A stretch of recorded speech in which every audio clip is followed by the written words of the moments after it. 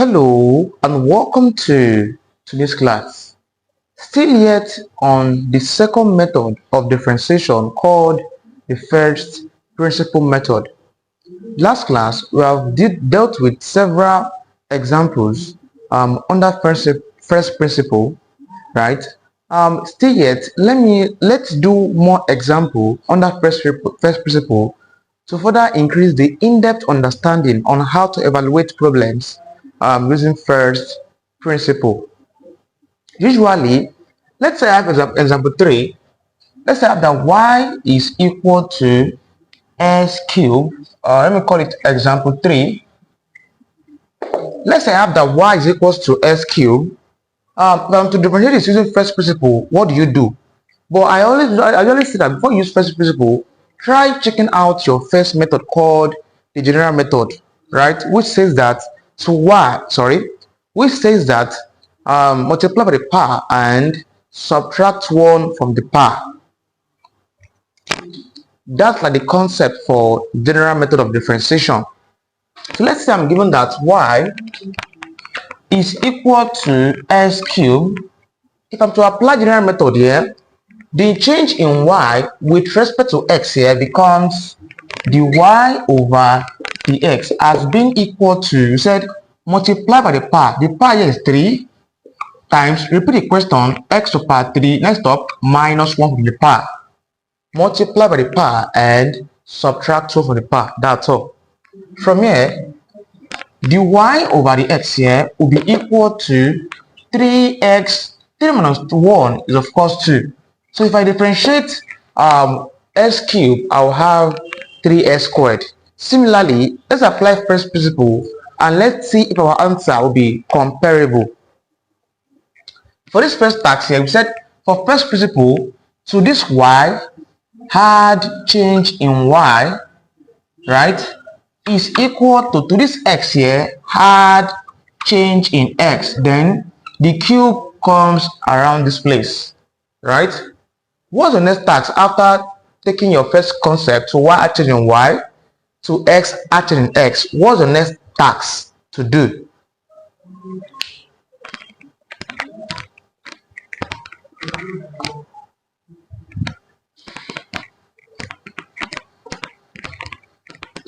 Of course, the next procedure is quite easy, as taking y to the other side.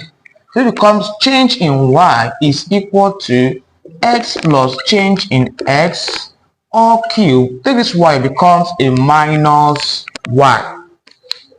At this point here, I'll simply take this y to the other side, becomes what? A negative y. From here, what's the next task here? I'll now say but y was equal to what? The s cubed from the question. Y was s cubed from the question. So it's easy that I'll have that change in y is equal to x plus change in x all cubed this minus y. But y is what? S cubed. So I have s cubed here. So at this point now, I'll try to expand s plus change in s cubed. Last class, I tried to expand x plus change in x squared, right? And I had an expression. Let's simplify this one here. If I'm to simplify this, it becomes change in y is equal to s cubed plus 3x change in x plus 3 squared change in, plus 3x change in, plus 3x squared change in x plus 3s change in x squared plus change in s cubed. If I have to expand x plus change in x cubed, I shall have s cubed plus 3x change in x squared, 3x squared change in x plus 3x change in x squared plus change in x cubed. Okay, let me see if I'm correct actually. So if I expand this one, I shall have everything here. But mind you, I'm still having a minus s cubed. So I'll keep that guy pending. Let me show you how I got to this expression. This term means x plus change in x is multiplying x plus change in x, still multiplying x plus change in x in 3 places. S cubed. The cube means 3, right? Last class when we did just these 2 alone, we add x squared plus 2x change in x plus change in x squared. These two alone last class gave us this expression. So I'll drop this man here, I'll drop it down. X plus change in x. What's your next task? Of course, I'll pick out this first x here, pick out first x, I'll pick out x into, pick out this first x into everything here. That's x squared plus 2x change in x plus change in x squared. Pick out this first term x into everything here. What's the next term here? Plus change in x. Pick out plus change in x into everything that becomes x squared plus 2x change in x plus change in x squared. So I have this.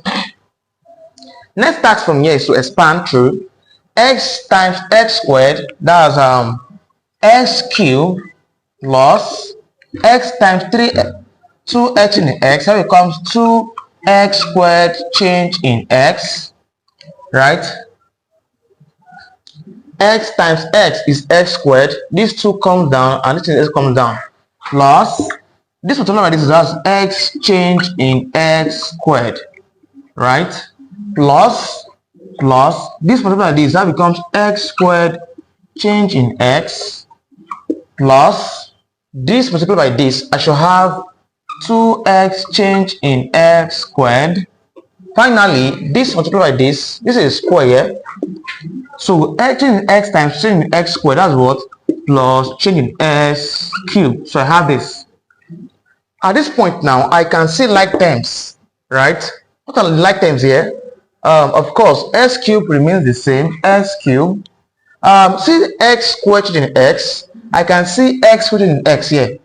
The number in front of here is 1. So 1 plus this 2 here should give 3. That becomes plus 3x squared change in x. I've picked this, I've picked this, and I've picked this. Remaining this, this, and this. So this is x in x squared, also x in x squared. The number here is 2. Number here what? Invisible 1. 1 plus that 2 is plus 3. That becomes 3x change in x squared. Plus what there? The last one, I've picked this and this. What left there? This only left value variable. That becomes change in x cubed. So if I expand these three, I'm expected to have this answer as being the value there. So observe, I have x cubed plus 3x squared in x, 3x squared in x plus 3x in x squared, 3x in x squared plus in x cubed, right? So I have this one here, minus x cubed. You might be wondering, how do I know how to expand this without solving? You might be wondering that you want to know that faster. It's quite easy task. Just check this kind of video. I'll drop the link there on how to solve this easily, how to master the shortcut, right? So try to do well to watch my video on binomial theorem, right? Using the concept of Pascal's triangle. Is from there you learn how to use this stuff shortly. So I didn't used to, I just for teaching sake. That's why I expanded, right? If I'm not to expand, if I'm in an exam, I don't start expanding this way. I should apply shortcuts. So if I'm interested in the shortcut, just take a tutorial video of mine under binomial theorem using Pascal's triangle to learn how this works. From here, I'll observe that x cubed will cancel out minus x cubed. So plus x cubed cancel out what? Minus x cubed. What do I have left? I'll have that change in y is equal to 3x squared change in x plus 3x change in x squared plus what? Change in x cubed, right? These are the left expression there. So let's proceed from here.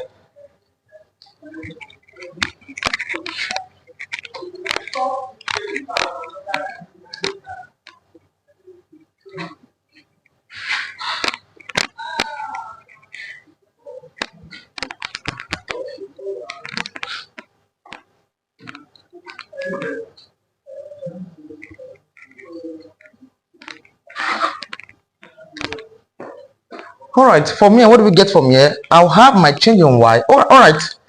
Basically, if you're familiar with what we have done last class, right? before you can watch this video, do well to watch our previous classes on first principle, so that you'll be familiar with what I'm doing here. So observe that in our previous examples, if I cancel out any parameters there or any variable, I'll end up having what I'm having left here. And also at this level, my next task is what? Divide through by x. So at this point here, I'll divide through by change in x. So I'll have change in y over that change in x is equal to, said pick the term individually and divide them by change in x. That's the concept. From here, I'll have 3x squared change in x over change in x. That's for the first one, plus second one there is what? 3x change in x squared over change in x. The last one there is plus change in x squared over change in x. So I have, x cubed, change in x cubed over change in x. So I have this. Obviously, it's clear that from mathematical approach, this will cancel this will cancel this, but we left is what? One of it here. This will cancel this. I'll left what? 2 of change in x squared here, right? So I have this squared here. So what am I having left? So I'll have that change in y over change in x is equal to, I'm having 3x squared here, 3x squared left, plus having 3x, next up change in x, also plus change in x squared. So I have this.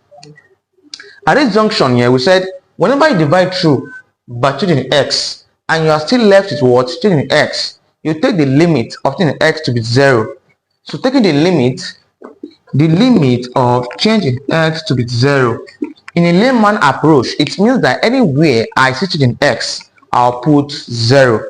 From here, this becomes change in y over change in x is equal to 3x squared plus 3x into, this is change in x, becomes what? 0 plus what? 0 squared. If I do mathematics here, and expect that my answer becomes change in y over change in x is equal to what? 3x squared. This becomes my answer. Of course, 3x times 0 is 0. 0 squared is 0. So these two 0 are nothing. They are half. Left it was just only what? 3x squared. So of course, observe when I expanded this term using general method, I had 3x squared. Also, when I use first principle, I still have yet 3x squared. This is how to solve problem using the first principle method of differentiation. If you like this video or if you find it helpful, do it to like, hit the sub button, subscribe to this channel, and also share to your friends and classmates that are finding it difficult so that they can learn too. See you in the next class.